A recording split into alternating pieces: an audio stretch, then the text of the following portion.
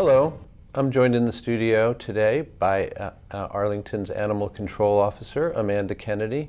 Amanda, thanks for coming in to talk to us this morning. Absolutely, happy to be here. Given the recent small spate of rabid raccoon incidents, we wanted to ask you to give us a little bit more background about rabies. So let's start with, what is rabies? Sure. Rabies is actually a virus, and it impacts the central nervous system in the brain. It's a really interesting disease. I know that might sound odd, but it's a smart disease and it's interesting. And one of the things that I find most interesting is how quickly an animal becomes infectious is based on where they're bit. So it's really, if you think about if they're bit on their foot, on their rear foot, it's going to take longer to move up the spinal cord and into the brain. During that time, the animal is in fact not infectious. It's the incubation period. They cannot give anybody rabies. Once it does become present in the brain, they then start to shed the virus in saliva.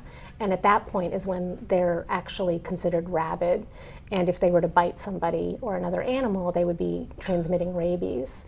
At the point that it comes into the brain, and this is pretty well documented, it's 1 to 10 days until that animal will die. That's pretty much 100%. There are no known cases of animals clearing the rabies disease once they're infected. And are we able to, can you tell if you're looking at an animal, a rabid animal, for instance, does it look or behave in a certain way that would indicate that it is indeed rabid? So some animals that are rabid will act in a way that we can ascertain as potentially being rabid. Some won't at all, and so that's something that's really important for people to understand. Recently I've had a lot of phone calls of people very concerned because they've seen raccoons or skunks out during the day, and there's a myth around that's abnormal and not okay, but these are not animals that are exclusively nocturnal.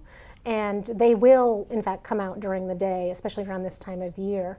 But what we're looking for when we see an animal that we would suspect it to be rabid is what I would describe as drunken behavior. So again, it's affecting the central nervous system, it's affecting the brain. It's going to affect the way the animal moves, and it's going to affect the way the animal behaves. So severe aggression is obviously one that we're all pretty familiar with. Walking and falling over repeatedly, or walking in circles, are all things that would be of high level of concern. And we would want you to call the police station for sure if you saw something like that.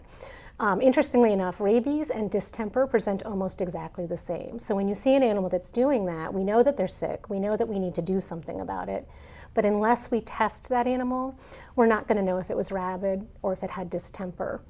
Either way, that animal's suffering, and we want to euthanize it so that we can keep the public safe and also do what's best for that animal. If they happen to, what should we do if a loved one, a human or a pet, is bitten by a rabid or potentially rabid animal? So I'll break it down. If it's a human, you want to immediately wash that area really well with soap and water for 10 minutes. So that's something that the Department of Public Health will reinforce, and that's really, really important.